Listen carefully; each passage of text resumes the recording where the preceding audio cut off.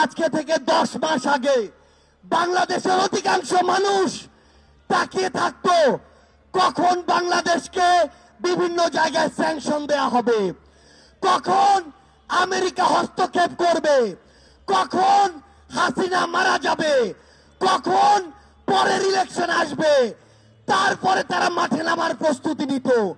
কিন্তু যেই ছাত্র জনতা রাজপথে নেমে জীবন দিয়ে এই খুনি হাসিনাকে দেশ ছাড়া করেছে, তাদের জীবনের এই যে হত্যাগুলো, এগুলোর বিচার হওয়া পূর্ব পর্যন্ত বাংলাদেশে অন্য কোনো কিছু নাম নেয়া এই অন্তর্বর্তীকালীন সরকারের মুখে মানায় না।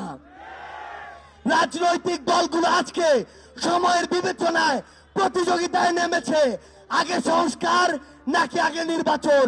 মাথায় স্পষ্ট করে ঢুকিয়ে রাখুন, সংস্কার নাকি নির্বাচন, এই খেলা বাদ দিয়ে প্রতিযোগিতায় নামুন যে সবার আগে হতে হবে এই হত্যাকাণ্ডের বিচার।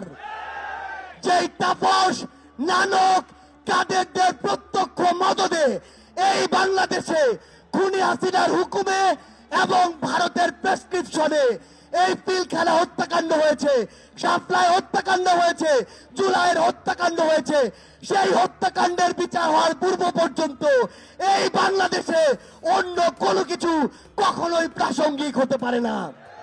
সকল রাজনৈতিক দলের উদ্দেশ্যে একটি কথাই বলবো, এই যে জেনারেশন, এই জেনারেশনকে ভয় করুন, এই জেনারেশনকে ভয় করুন।